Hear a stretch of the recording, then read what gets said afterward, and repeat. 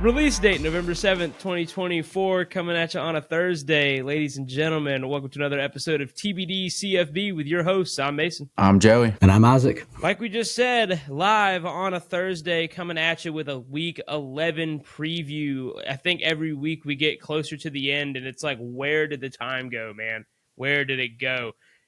Like we said last week, October is for pretenders. November is for contenders. We saw some of the top teams take a loss last week, including Texas A&M to South Carolina, which we're going to get to in a minute. We're going to go ahead and start with our pick records for those of you following along at home. We have a tie this week, ladies and gentlemen, but we'll start off in second place, who is Joey. He's 6 games back. He went 3-2 in Week 10. He's now 30-25 overall.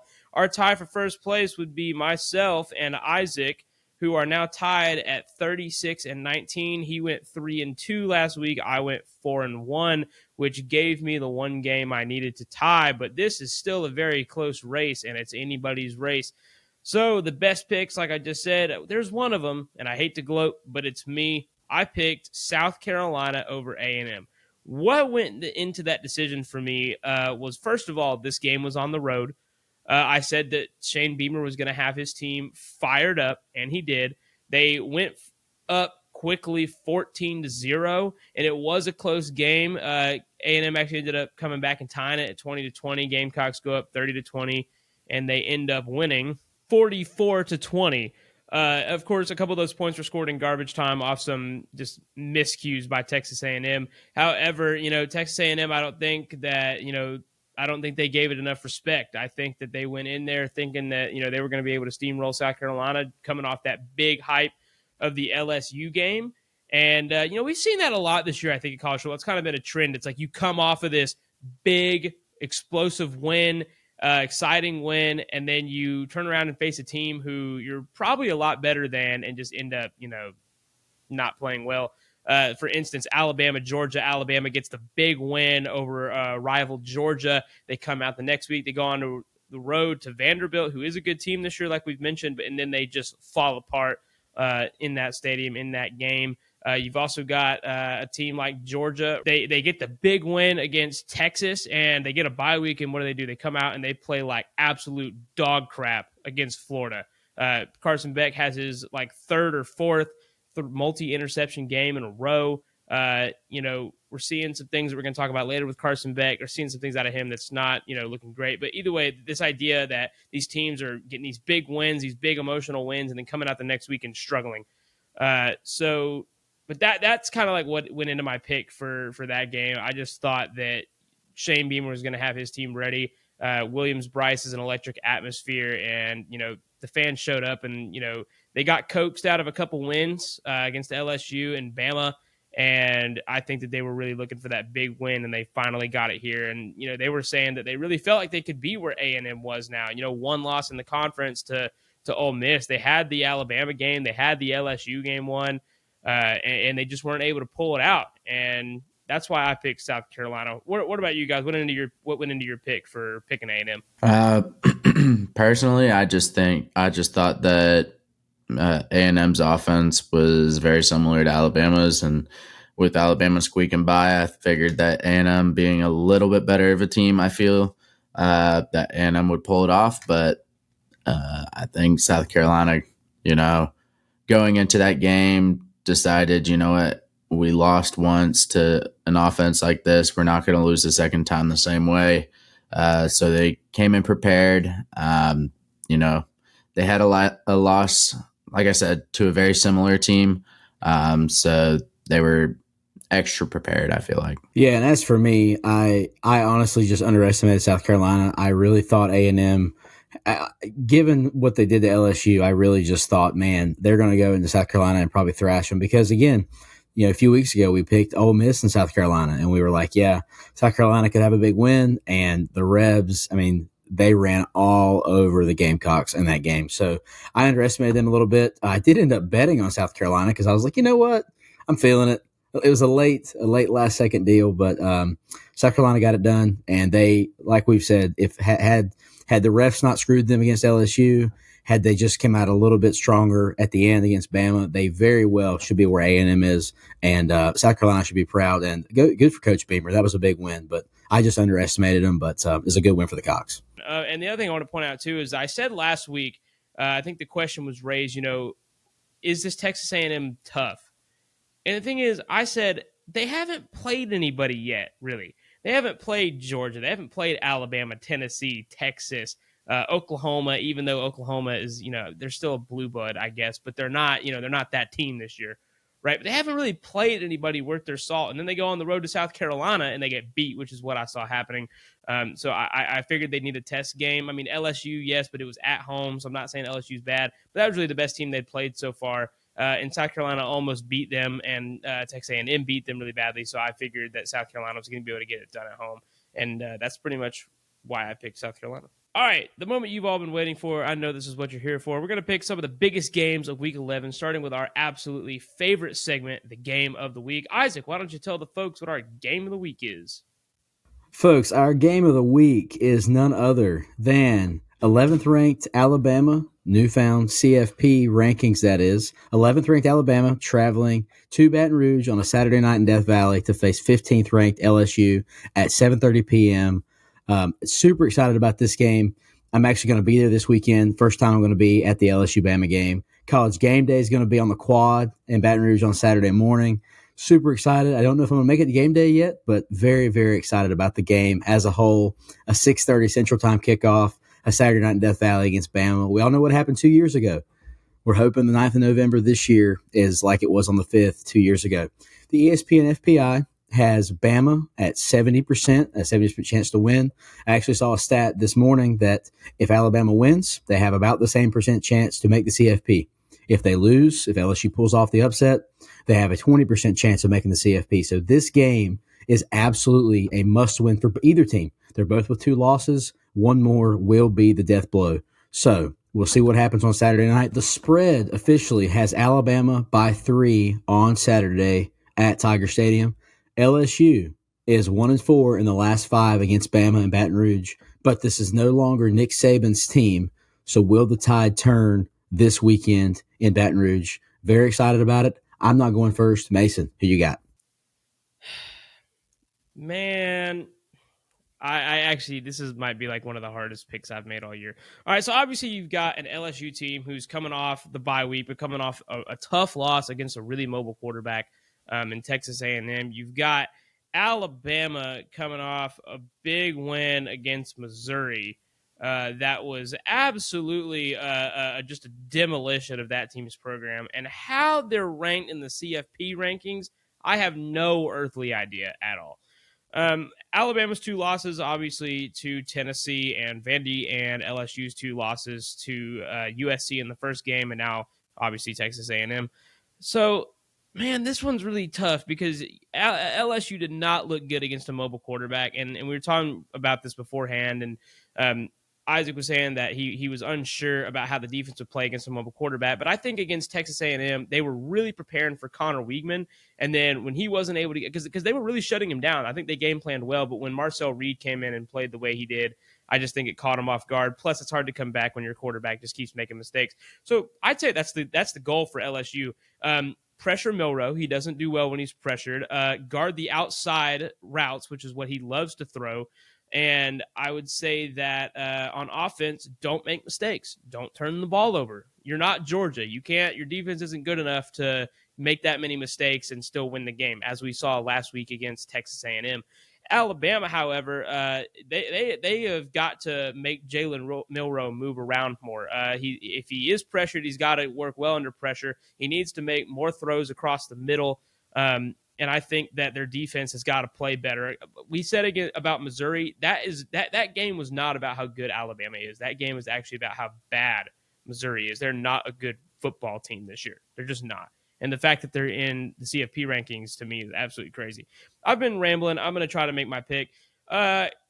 Give me the LSU Tigers with the spread being at 3. I am going to have them cover. I'm not confident in it, but with this game being at home and it being an elimination game for both teams, and if LSU loses, they're definitely out. I would say that give me LSU to win this game at home. If as long as they bring pressure against Milroe, make him make mistakes, and if they play a perfect game, I mean, we just saw them take down Ole Miss at their stadium just a couple weeks ago, and Ole Miss just beat Arkansas 63-32 or something, just something close to that. So give me LSU against the Crimson Tide here this year. I did predict before the season that Alabama would take at least 3 losses. I think this is their last chance to get that loss. I'm going to stick with my prediction here, and I'm going to take LSU to win this game. Yeah, I think one thing is for certain. Alabama versus Tennessee showed that they have some struggles when it comes to difficult environments, loud environments, and very intimidating environments. And if you struggle at Tennessee, just wait till you get down to Baton Rouge, the fake Death Valley.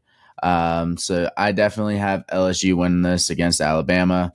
I think it's going to be a close game. I don't think either team really has a defense. One team, no, both teams kind of pretend that they have a defense. They're just having off days, but none of them have shown up yet. But I got LSU winning this, but I think it's going to be a close game. It could very well be a shootout, but this could also be the game where out of nowhere both teams have great defenses and no offenses. So this one I'm really excited about, of course. I'm going to be there. It's going to be a really good Saturday in Baton Rouge. Obviously, I've got the Tigers. I like us to cover by a field goal. But the key to the game is going to be, by the way, it's a TBD triple pick to kick off the episode here on the Game of the Week. But the biggest thing for this weekend is going to be that Garrett Nussmeier gets back to the Garrett Nussmeier of the first 5 weeks of the season, because he looked really good for a long stretch. And then the Ole Miss game, he struggled. He figured it out on the final drive. Of course, we all know what happened. The first play of overtime, a dime pass to Kyron Lacey. And then, we traveled to Kyle Field, and he really struggled. I mean, 3 picks, 2 of which were just, honestly horrid. The last one was horrible on the check down, just wasn't even thinking. The other 2, I'd make an argument. The DB made a great play, but still very risky decisions. He threw in a double coverage a few times against Arkansas. So he's gotten a little bit risky. He's still a great QB, but the key for Saturday night is going to be Garrett Nussmeier to play a good game and the defense to show up. It very well could be a shootout. It could be the game where we have great defenses. Very excited about it. Give me the Tigers on Saturday night in Death Valley. Our next game is Michigan versus number 8 Indiana.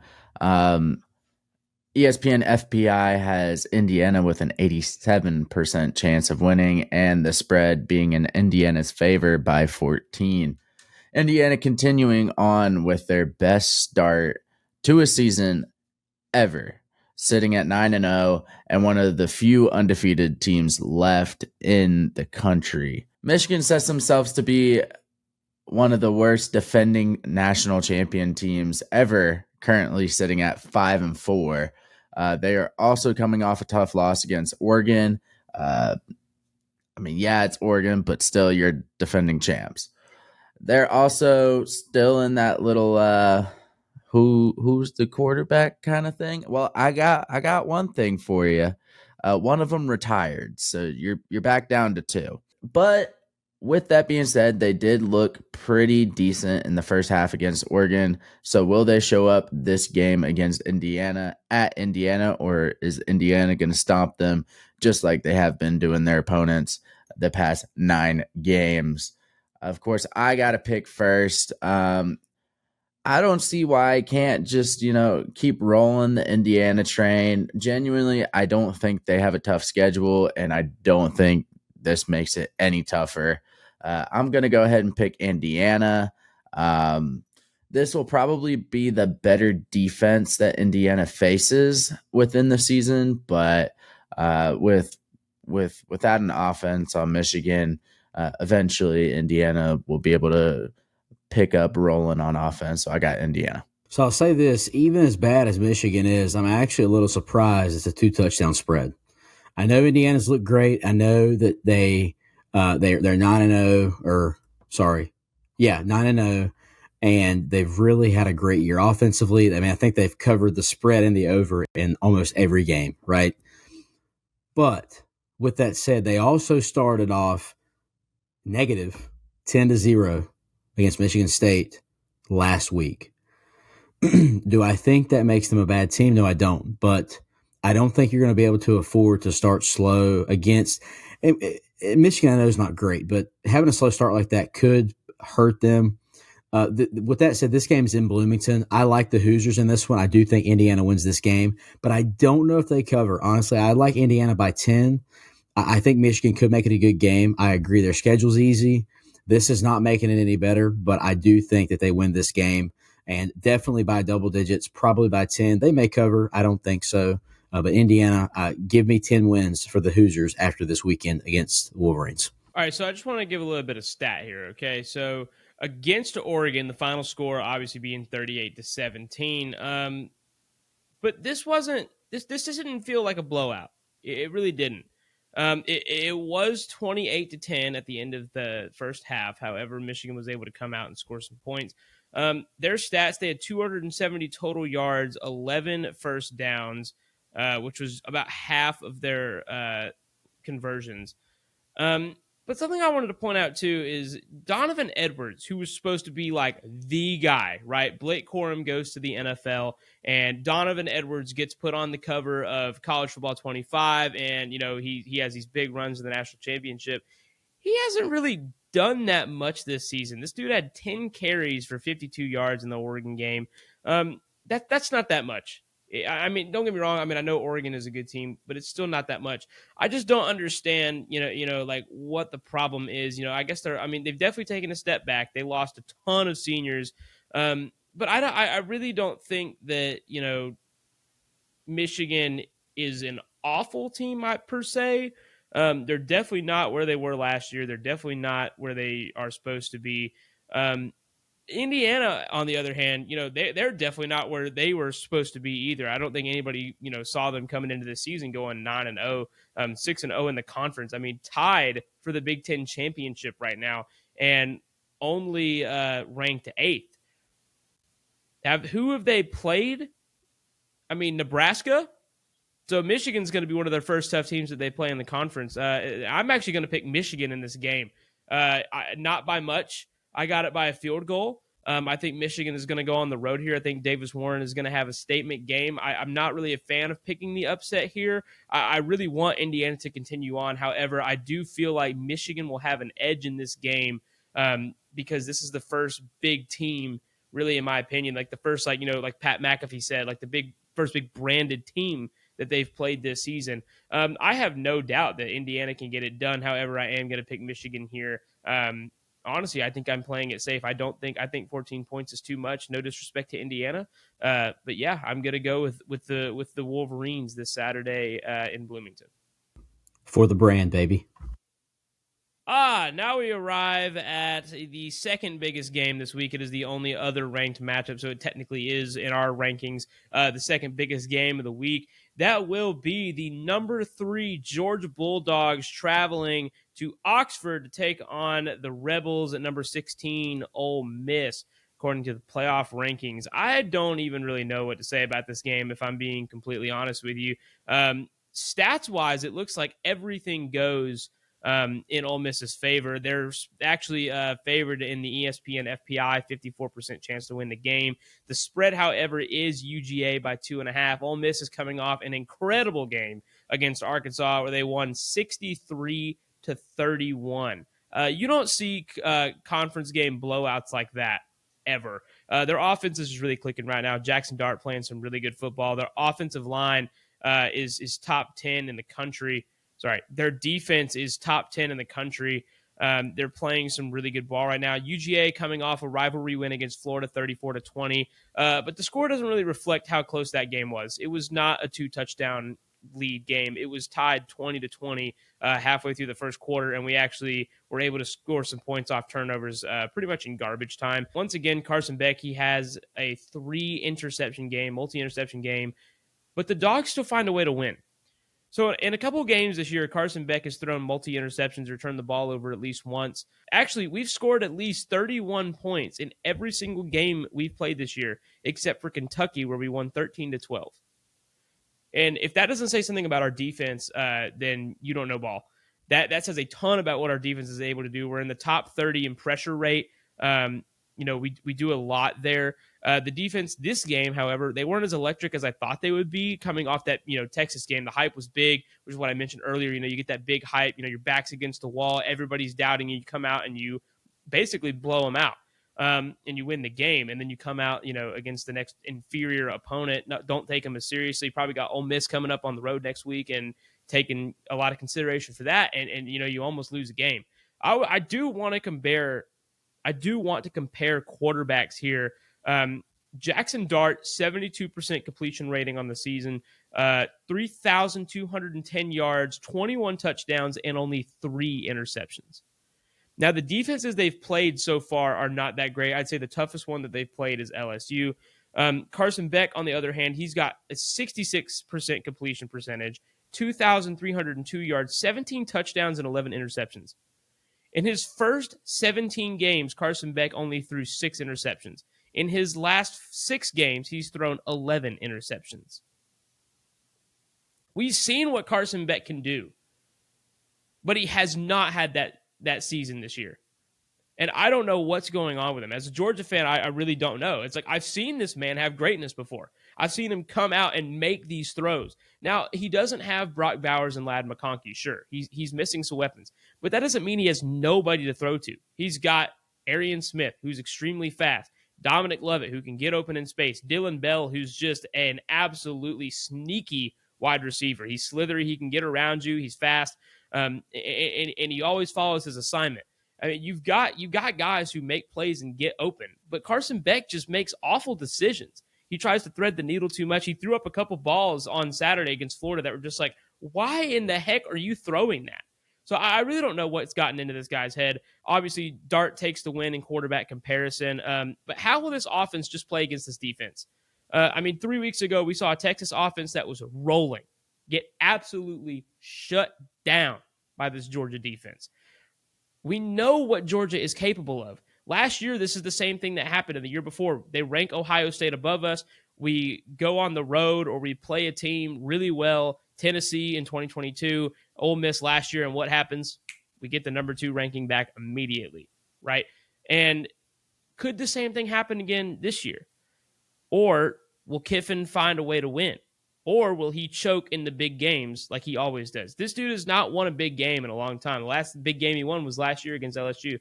Hasn't beat Bama, hasn't beat Georgia, and that's basically what's kept him out of the playoffs.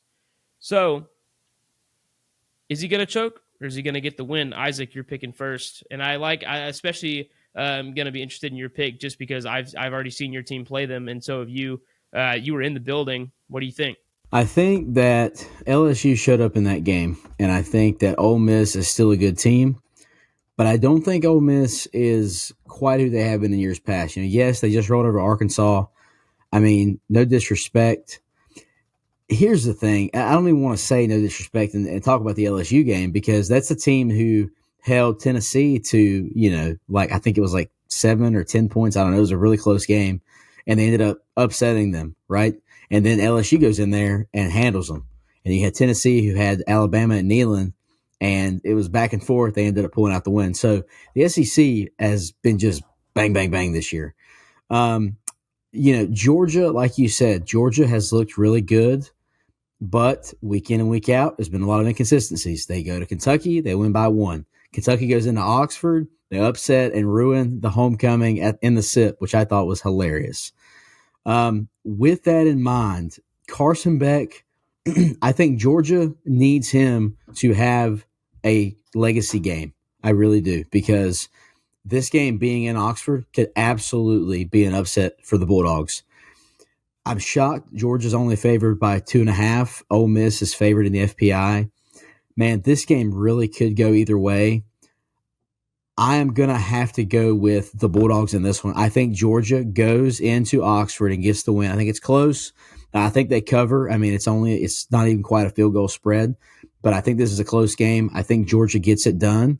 But if Carson Beck doesn't have or has a game anything like last week, this will be a different outcome for the Rebels. But I like Georgia on Saturday in Oxford. So it's my turn to pick now. I've already rambled a lot, but something I do want to point out is I want to look at Ole Miss's schedule, right? So their first 4 games, they played Furman, who they beat 76-0, Middle Tennessee, who they beat 52-3, Wake Forest, who they beat 40-6, and then Georgia Southern, who they beat 52-13. And everyone was calling them top 5 team, great looking offense. You know, they're going to probably make it to the SEC championship with the way that they're playing.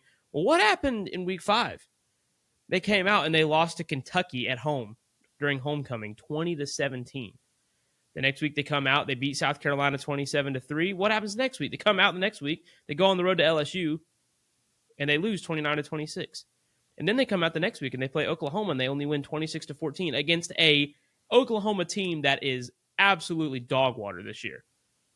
And then of course they come out against Arkansas, and Arkansas, I think that's one of those things, honestly, where it's more about Arkansas, you know, kind of crapping the bed there and playing an awful game of football. I mean, they still gave up 31 points. Like I said about Georgia, Georgia has not scored under 31 points in a single game this season except for one against Kentucky. Ole Miss this season, though, against opponents not named Arkansas in the SEC,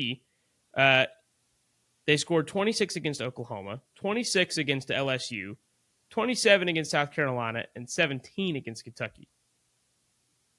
Georgia, on the other hand, against SEC opponents this season, including losses, 34 points against Alabama, 31 points against Auburn, 13 points against Kentucky, 41 points against Mississippi State, 30 points against Texas, 34 points against Florida.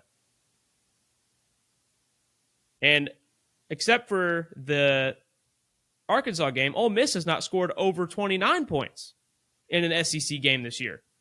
And this is a different defense. I think this is going to be the toughest defense that they've played all year. And I think everybody's going to be picking Georgia to lose, but not me. I got the dogs in Oxford this Saturday. And honestly, I'm not that confident in it, because if Carson Beck does not have the game that he needs to have, you know, if he throws interception after interception and Jackson Dart plays well enough and gets around our defense, Starks gave up a big touchdown last week, and he's one of our best DBs. Our defense has got to play a really good game. Carson Beck's got to play a really good game. Carson Beck has got to keep us in it. It can't just be defense, because that's what's been doing it. However, Carson Beck, if he has the best game he can, Georgia will win this game. So give me the dogs, and I will have the dogs cover. I say that we win by at least 3. I don't know anybody who's not picking Georgia for this game. I would like to put that out there right now.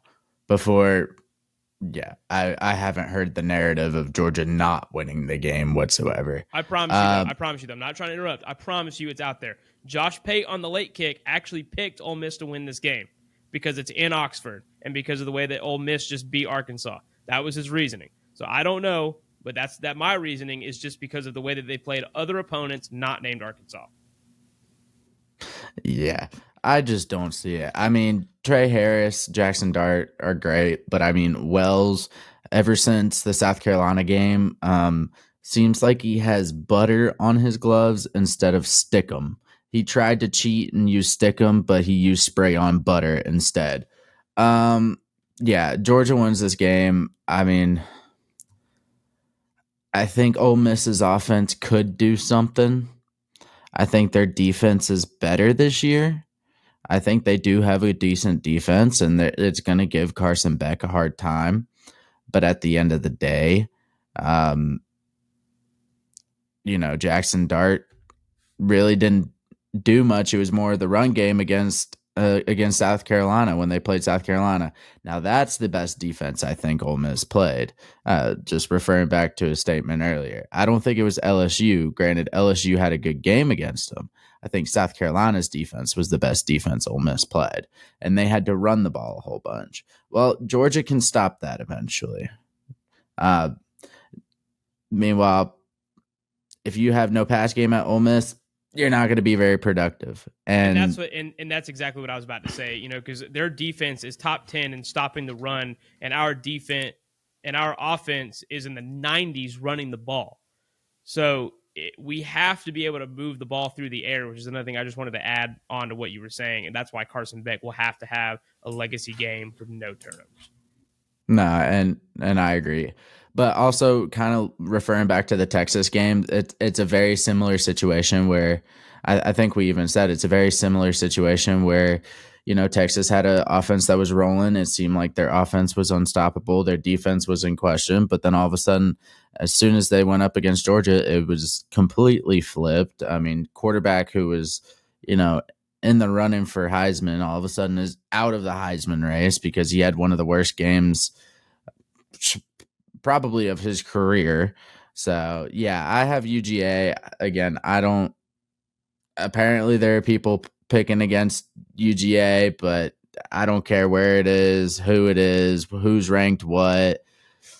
There's no way I see Ole Miss winning this game. And I think Lane Kiffin will be suspended for a game afterwards for the amount of players faking injury. Well, that one hurts to hear. So with that in mind, we're going to roll on to our fourth game here in Week 11. This is a big one. We've got 20th ranked Colorado, the Buffs, traveling to Lubbock to face the Texas Tech Red Raiders at 4 p.m. on Saturday afternoon. The ESPN FPI has Colorado at 64%, and the spread has Colorado at 3.5 as of this episode. Colorado is looking really good this year so far, looking much better than last year. They're at 6-2, coming off a much-needed bye week. I've got to say, they've got to be happy in Boulder. I mean, last season they won 4 games after all the hype surrounding Prime, and everybody's like, "Oh, he's a fraud, and they've won 6 games now." And honestly, they had K-State on the ropes. They really did. So Colorado still very much in the running in the Big 12. Their last opponent was Cincinnati, who they beat 34-23, and before Arizona, who they destroyed 34-7. Texas Tech, however, is coming off a big upset of Iowa State, and that game was just really wild. I did see a highlight where Iowa State went for the lead, and the kicker was about 47 yards to the right. So again, kickers wanted in Des Moines, if you will. Texas Tech's QB could be underestimated in this matchup, but he's sitting at 2,300 yards with 19 touchdowns and 5 interceptions through 9 games. It does seem like Colorado has found a defense of some kind, but how will it hold up against this up and down Texas Tech offense?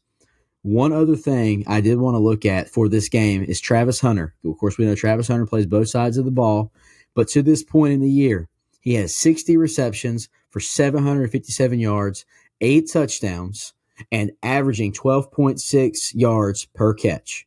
Last season, for all of the year, he had 57 receptions for 721 yards for the same average of 12.6 per reception. Now, we could talk about Ashton Jeanty from Boise, and we can talk about multiple quarterbacks, but Travis Hunter has played some good ball this year. I'm not going to say he's the Heisman, but he's played some good ball. He's already outclassed last season in 2/3 of the year. With that in mind, Mason, you're going first. Who you got? Well, I just want to say that Texas Tech's quarterback, Morton, has thrown 6 less interceptions than Carson Beck this year. I don't know, dude. This one's honestly a tough one because, like you said, you have Texas Tech who's coming off this big emotional win against Iowa State by a point, 23-22. They knock off the undefeated team. But they've also got losses to TCU and Baylor, got wins against Arizona, Cincinnati, Arizona State, North Texas. This was really difficult, dude, because I want to look at Colorado and I want to say, hey, this is a team that definitely could make. I mean, they're second in the Big Ten right now. They've only lost 1 conference game to Kansas State, but you're looking at a team who really could make it. And I really want to look at them and say, they could definitely go into Texas Tech and win this game with the spread only being 3.5 points in their favor.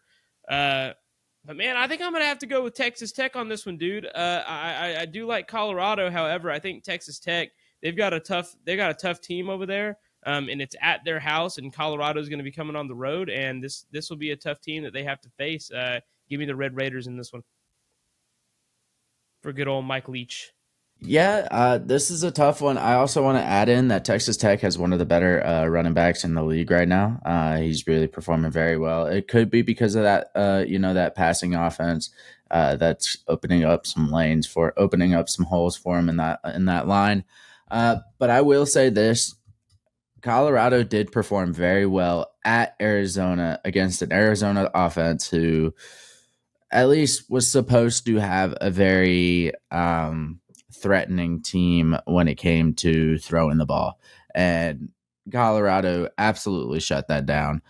They also, Arizona's quarterback, also being a scrambling quarterback, really couldn't get anything out of it. This is a tough one. I think Texas Tech is a great team, but I got to take into account, they did have a big win against Iowa State last week, and they're coming down a little bit. So I think that Colorado will win this. I think both teams are kind of like an up and down kind of team in a sense. They play really well one week, and then the next, maybe not nearly as good as they were the week before. But I think Colorado is the more consistent team out of the two. So yeah, I got to pick Colorado here, unfortunately. I'm going to make this relatively easy. You know what? Yeah, I've got the Buffs on Saturday evening in Lubbock.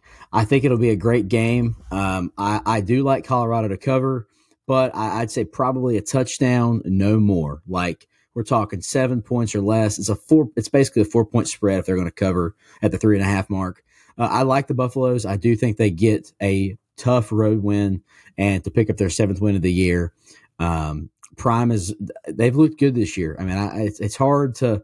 I think of a guy I work with who's a big Florida State fan, and he does not like Deion at all. And so every post that is about Colorado, I see a comment from Jim, and he's throwing him under the bus. He's like, "Yeah, Colorado sucks." I'm like, "Well, listen, they look better this year.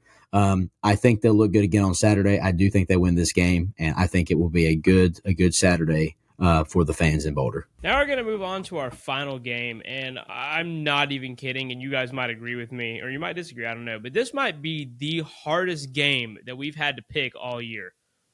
This is South Carolina versus who is now unranked Vanderbilt at 4:15 p.m.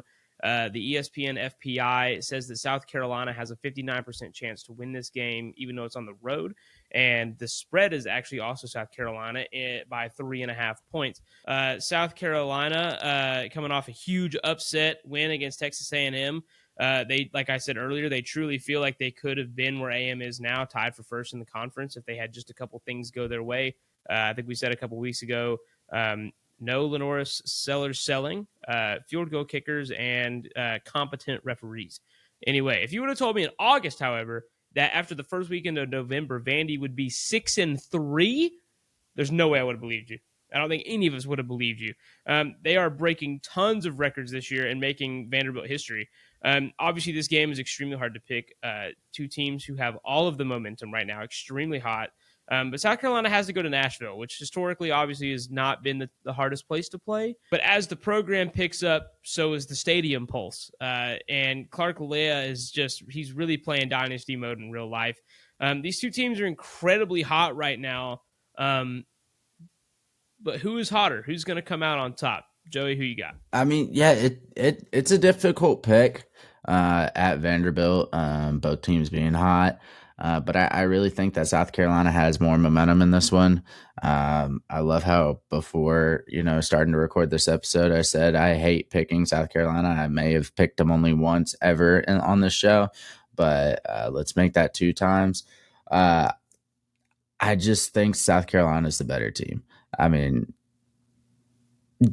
yeah, they have losses, and again, almost doesn't mean anything. They still lost those games, but they still looked like the better team in those losses.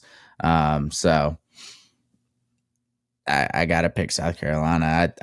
You just look, eye test, they're just the better team. Now, if Lenoris Sellers plays like he did at the end of the Alabama game, Vandy by 90, but I got South Carolina. Oh man, how I wish I was going not at all on this pick. This is tough. This is going to be a tough one. I was going to say last, but honestly, I wish I was going 4th, and we only have 3 of us, so do the math. honestly, man, this game really could go either way. This game's in Nashville. I've been riding with Vandy. Listen, LSU's got Vandy in Tiger Stadium in 2 weeks. I talked about it with my LSU buddies. We're like, man, Vandy could come into Tiger Stadium and make some noise. Um, I really honestly want Vandy to win this game for the sake of the brand, if you will.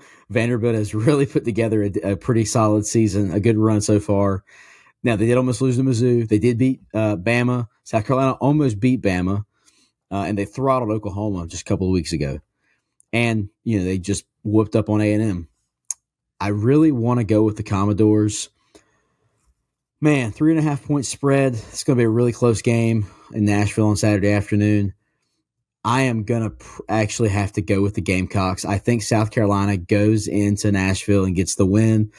I think Vandy keeps it close. I think South Carolina covers probably by a touchdown, maybe more. I don't know, but 3.5 points is kind of a weird line. I like the Cox on Saturday. I really kind of want Vandy to win this game, but I'm going to have to go with South Carolina on Saturday afternoon. I just want to say real quick, I could be wrong, but I believe Vanderbilt from the SEC shorts will also be at the game. Yes, you know it. The crown, the robe, the sunglasses. Could that be the momentum that they need? All right, so what's the theme of this show been today, right? It's the fact that a team has come off a huge win. They're going to come up against an opponent, that is maybe not as good as them and fall or not play as well against them and still somehow, scruff out the win.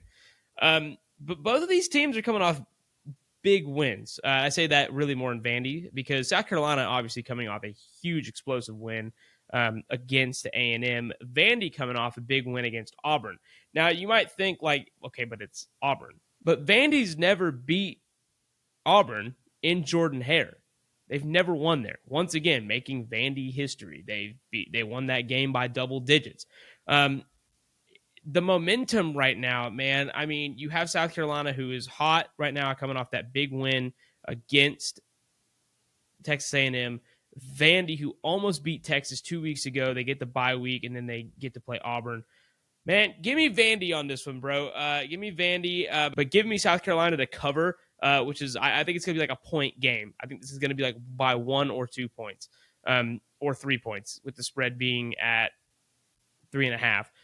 Yeah, I think that I think South Carolina is going to cover, but I think this is going to be a really close game. But I think with it being at Vandy, with the way that they've been playing this year, they almost beat Texas. They kept it close with them, but they don't turn the ball over if they play really well. Now, I actually would say too, though, I think this is going to be the toughest defense that Vandy's faced this season, because Alabama's defense was not that great.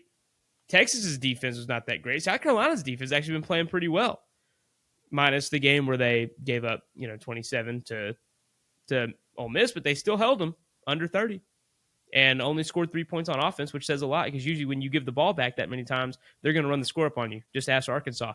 So I think that, I do think that Vandy is going to win this game. However, I think South Carolina is going to cover. I see a final score of 24-21 Vanderbilt.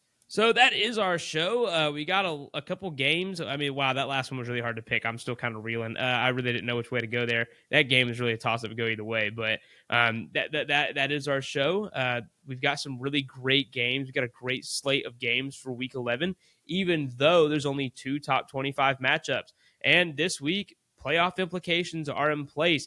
The races for the Power 4 conference championship games are in place. Even another game that we didn't talk about, we have Army, who's undefeated, playing North Texas this week, who's still in the conference race, who's still undefeated.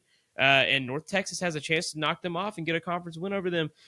So I think that, this is going to be a week that may define the college football playoff race, may define some conference races, because for Georgia Ole Miss, for instance, this is pretty much an elimination game. Well, I don't know if it's an elimination game for Georgia, but it's definitely an elimination game for Ole Miss. Backs against the wall there. They have to win.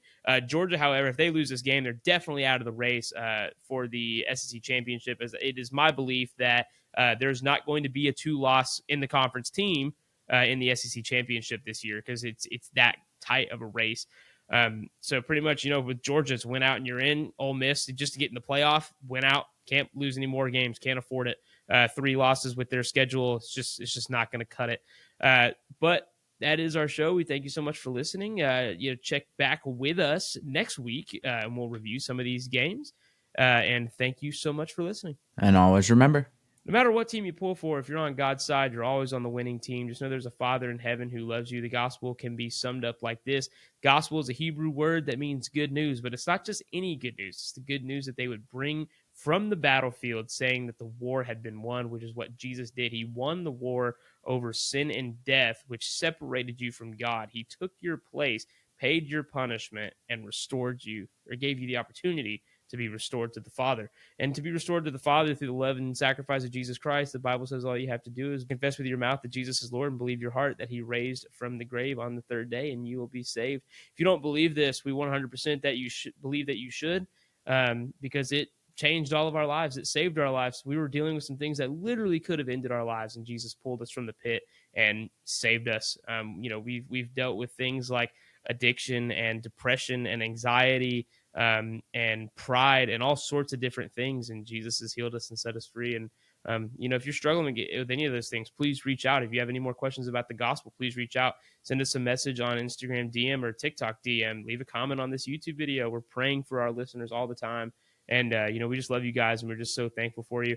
If you would not mind doing us a favor, go check us out at TBD CFB on our socials. TikTok and Instagram is where we mainly are. Subscribe to our channel on YouTube, like this video, and share it so we can get the gospel message out to more people.